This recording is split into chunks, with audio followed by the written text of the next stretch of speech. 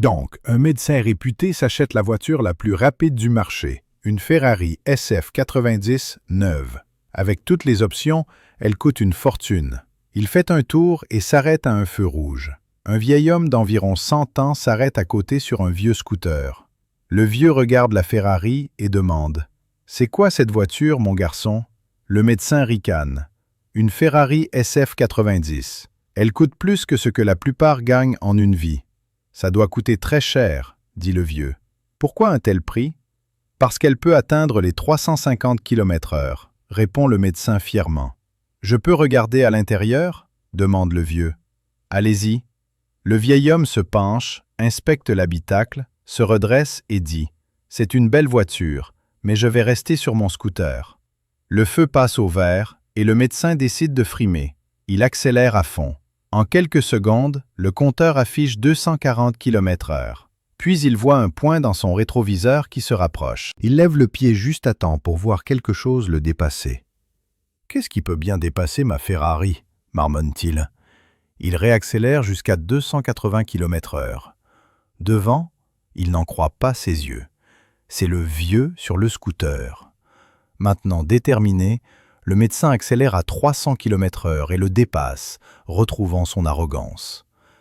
Mais peu après, il voit dans le miroir le scooter qui le rattrape à nouveau.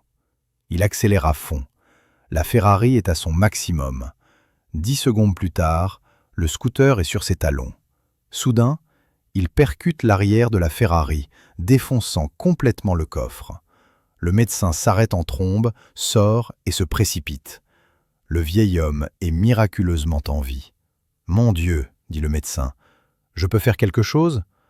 Le vieil homme murmure. « Détachez mes bretelles de votre rétroviseur. » Donc, Harold a beaucoup bu un soir, rentre en Uber et se glisse dans le lit à côté de sa femme. Il se réveille ensuite aux portes du paradis, où Saint-Pierre lui dit « Vous êtes mort dans votre sommeil, Harold. » Harold est stupéfait. « Mort? C'est impossible. J'ai trop à vivre. Renvoyez-moi. » Saint-Pierre secoue la tête. « Désolé, mais il n'y a qu'un moyen.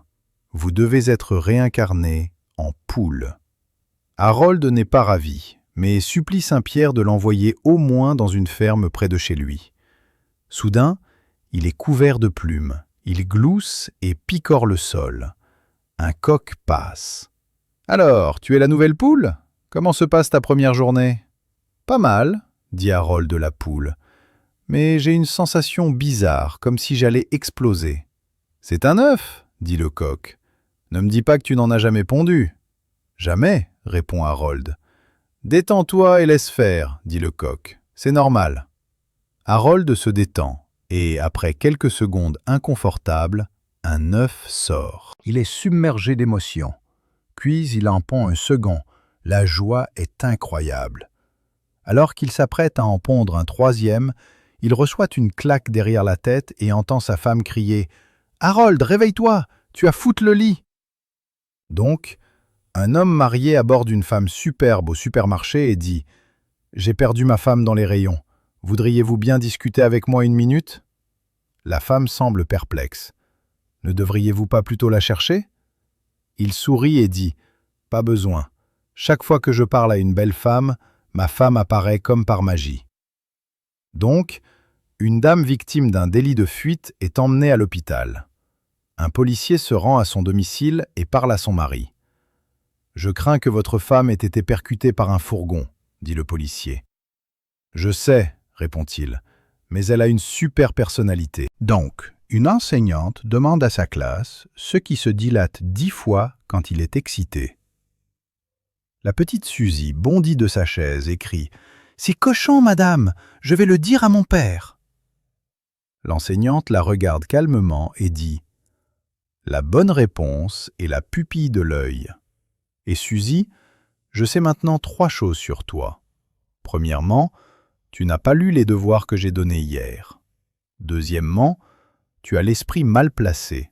Et troisièmement, tu vas être très déçue quand tu seras grande. » Donc, une enseignante fait court quand elle remarque que Johnny n'écoute pas. Elle décide de le mettre sur la sellette. « Johnny, demande-t-elle, S'il y a 3 canards sur une clôture et que tu en tires un, combien en reste-t-il? Johnny réfléchit et dit « Aucun ». L'enseignante fronce les sourcils. « Pourquoi ?»« Parce que le coup de fusil a fait fuir les autres », répond Johnny. « Eh bien, » dit l'enseignante, « la réponse que j'attendais était 2. Mais j'aime ta façon de penser. » Johnny hoche la tête, puis demande « Je peux vous poser une question, madame ?» Elle accepte. « Si vous voyez 3 femmes sortir d'une crèmerie, l'une lèche sa glace, l'autre la suce et la dernière la croque, laquelle est mariée ?»